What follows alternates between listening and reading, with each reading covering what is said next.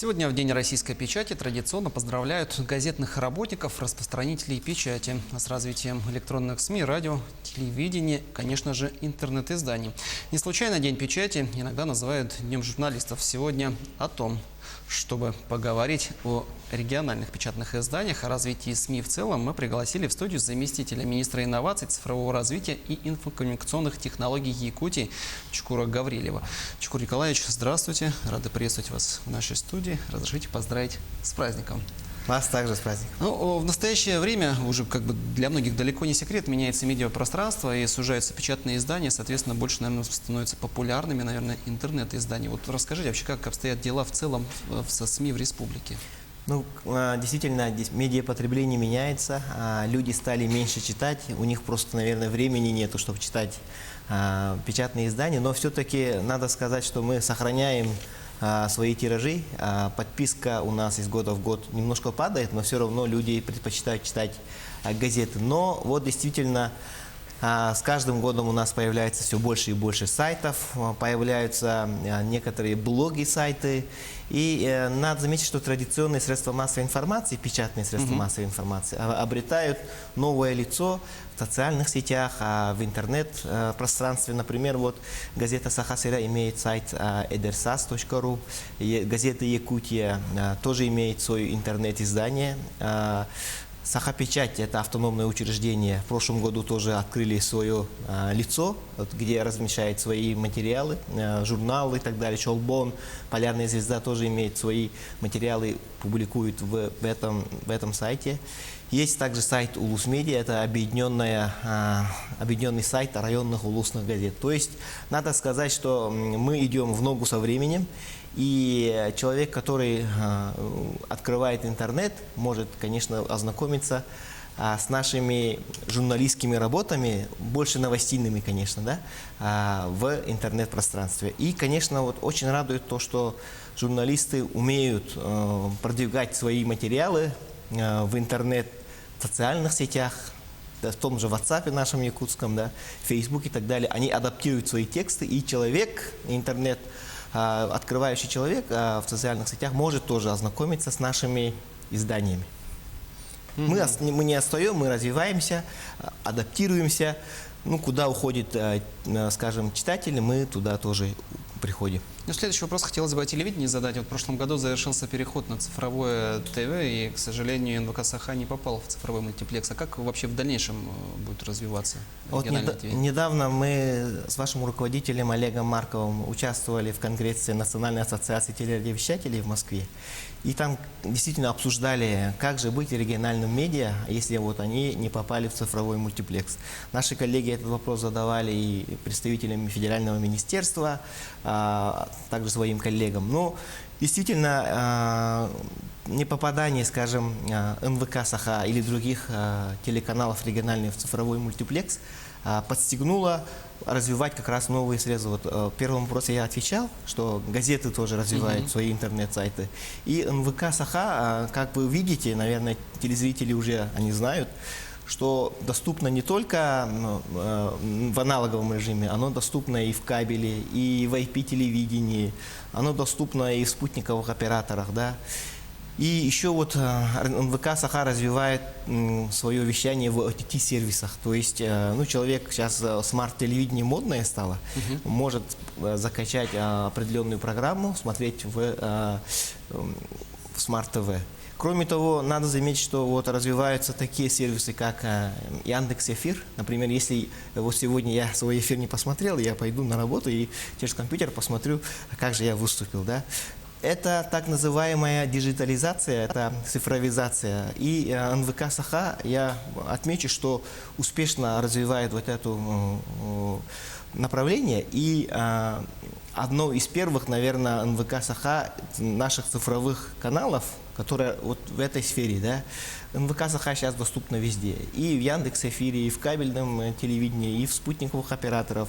Радио ТТ можно слушать в смартфонах. Вот восхищенные наши, скажем, якутяне, которые живут в Америке, например, тоже могут слушать. И вот поэтому, наверное, действительно НВК «Саха» вот стала первым И вот заместитель председателя правительства Трутнев вручил НВК «Саха», вот как одну из лучших компаний в декабре по итогам года, «Звезда», вот, как бы, ну, подчеркнули, что занимает первое место. Поэтому я считаю, что... Дальнего Востока. Да, «Звезда Дальнего Востока». Я подчеркну, что НВК «Саха» и будущее всего регионального телевидения, наверное, оно будет идти, имеется в виду, связано с диджитализацией. То есть мы, опять же, должны быть везде, куда идет, смотрит наш телезритель. И благодаря вот тому же федеральному правительству сейчас нас видят по каналу общественное российское телевидение сейчас в врезках. Я думаю, что действительно то, что не попали в цифровой мультипликацию, подстегнуло и везде у нас. Но надеюсь, каким-то временем вопрос по цифровому вещанию решится. Но до тех пор мы будем работать, где наш телезритель, и туда будем мы приходить. Чукур Николаевич, ну, в прошлом году более 1,5 десятка районных газет, они были подъединены, скажем так, под одним таким мощным брендом, уже можно сказать, да, «Саха-Печать». Также еще большая часть, скажем так, районных изданий осталась вне пока «Саха-Печати». Стоит ли ожидать, что они также присоединятся, и для чего, собственно, все это вообще делается? Да, это тоже связано с медиапотреблением, это связано с оптимизацией денежных средств. Ну, во-первых, скажу, что мы, объединяя все районные газеты в единый холдинг, достигаем того, чтобы управленческий, скажем, аппарат был сокращен, чтобы вместе могли делать какие-то очень интересные перспективные вещи. Я рассказал про вот Улус Медиа, да, например. Там районные новости выходят в качестве уже республиканских новостей. Можно даже выстрелить на федеральный уровень.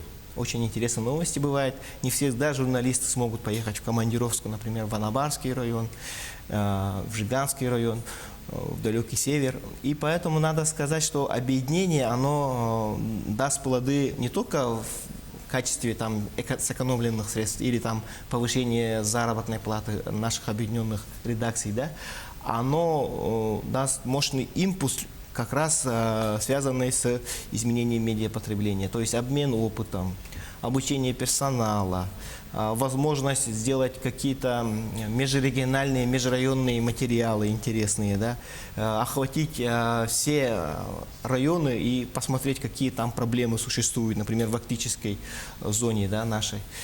И я думаю, что это все равно даст плоды. В ближайшей перспективе мы это увидим. И вот 16 северных районов сейчас объединены, у них заработная плата немножко мы подняли. Ожидается, что в этом году оставшиеся районы тоже объединятся, но никто не потеряет точки зрения там самостоятельности своей внебюджетной привлекательности, ну, при привлечении внебюджетных средств. Никто не будет ущемлен в свободе, скажем, редакционной модели своей. Наверное, пока первоначально многие об этом и задумываются. Да. Никакого ущемления не будет, наоборот, это даст импульс, даст новые силы и новые ресурсы.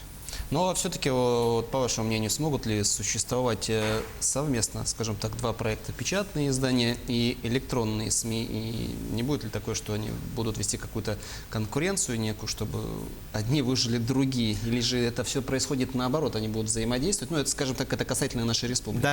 Да. Вот я сказал, что наши традиционные средства массовой информации открывают свои сайты. Тоже сказал про районные газеты, которые имеют свой единый сайт Улус Медиа. И показывает практика, что наоборот они друг друга должны поддерживать. Да? Ну, во-первых, что, скажем, сайт? В сайте, в интернет-пространстве, на сайтах больше публикуются новости. Ну, короткие новости, дайджесты и так далее. А аналитика, она останется в газетах. То есть человек, который все-таки хочет углубиться, почитать, почему так случилось, вооружиться данными, да, с аналитическими данными, он все равно возьмет, почитает газету. Потому что в газете оно все-таки больше раскрывается аналитическое вот качество журналистики нашей, да, а в новостях, в интернет-пространстве быстро прочитали. И в том ли кроется смысл, я вас перебью. Вот газету, чтобы открыть, требуется какое-то время, да, открыл, значит, ты готов прочитать информацию. Да. А смартфон открыл, быстро пролистал, что-то произошло. Вот правильно, да. Надо вот уметь же как бы получать информацию, быть готовым получать информацию. И качественная журналистика сейчас, когда в мире очень много информации, она будет всегда востребована. А если вот все-таки говорить о поддержке СМИ, частных СМИ, там из госбюджета, может быть, известно, что существуют и гранты главы Да. Якутии. Вот об этом тоже расскажите немного. Да, действительно, мы из государственного бюджета действительно поддерживаем и частные средства массовой информации. В частности, у нас есть такая строка в бюджете, как поддержка социально значимых проектов. И по этой статье мы поддерживаем тиражные издания, которые распространяются на территории республики. Эти деньги прежде всего идут на, скажем, компенсацию финансовых затрат, которые вот почта, у нас почтовые расценки очень большие же. И третий год подряд газета «Крым», это тиражная газета на якутском языке, выигрывает конкурс и получает нашу бюджетную поддержку. Это не разовые какие-то деньги, а довольно большая поддержка субсидиями. А что касается грантов главы, 3 года назад, до этого гранты были не совсем большого размера, скажем, на 100 тысяч, 50 тысяч, но сейчас гранты в принципе увеличены. 2 года назад, например, были у нас гранты по 500 тысяч, по 1 000 000 рублей. И в этом году, кстати, вот скоро, наверное, выйдет нормативный акт, и будет уже там прописано, какие гранты, за что будут даваться. Гранты выдаются за освещение тех же социально значимых проектов. Направление утверждает глава республики, Арсений Сергеевич утверждает направление, и по этим направлениям будут выделяться по 1 000 000 рублей для наших негосударственных СМИ. То есть это тоже наша поддержка. Мы поддерживаем и частные издания, и государственные издания. То есть, например, если издание пишет на определенные темы, скажем, по здравоохранению, он тоже выигрывает внутренний конкурс, несколько там заявится, и он сможет получить вот эти средства и освещать тему здравоохранения на страницах своих изданиях. Ну, все чаще и чаще можно встретить в социальных сетях людей, которые ведут свои личные блоги, и тем временем часть из них можно отнести уже даже, в принципе, к журналистам. Они ведут некую такую схожую вид деятельности, скажем так. Вот, по вашему мнению, насколько вообще востребована профессия журналиста вот в будущем, в ближайшем будущем, и какие проблемы перед журналистикой вообще стоят сейчас на данном этапе? Я повторюсь, что действительно сейчас очень много информации, люди могут даже путаться, есть откровенные фейки, есть еще информационные войны, поэтому профессия журналиста, она будет востребована, я считаю. Чем различиями, например, журналиста и блогера? Блогер все-таки больше ориентируется на свое мнение, больше ориентируется на так называемый хайп. О чем больше пишут, он и выбирает эту тему. То есть тут все-таки субъективное мнение, оно превалирует, и больше на эмоциях. Не нравится, не нравится. А журналист, он больше должен ориентироваться на объективность. То есть пытаться все-таки анализировать, пытаться дать истину, правду, отдаляясь от субъективности. Он, например, журналист обязательно должен давать, в своей профессии тоже другое мнение, если вы даете другое мнение, то есть отдельное мнение тоже обязательно надо озвучивать, что считает оппонент считает по этому вопросу. Поэтому вот в этом кроется правда, и журналистика – это работа, которая больше направлена на, больше новостей, больше правды, больше объективности. И поэтому я считаю, что в этом мире, когда у нас очень много информации, когда информация сама по себе ценность, она будет востребована. И даже блогеры, которые сейчас пишут на разные темы, они всегда будут даже становиться, как вы сказали, больше журналистами, потому что доверие будет больше. Потому что за ними будет правда, информация идти. Вот поэтому я считаю, что вот наша журналистика, она будет востребована. И это все-таки все-таки это работа, это призвание как таковое, для нашего большинства печатников, телерадиожурналистов, оно будет всегда востребовано. Чукор Николаевич, ваши пожелания журналистам в День российской печати? Действительно, я бы хотел, чтобы вы трудились во имя нашего радиослушателя, телезрителя, наших читателей в интернете. Пусть растут ваши тиражи, пусть множатся ваши подписчики, даже пусть будет в Инстаграме, даже пусть растут ваши подписчики.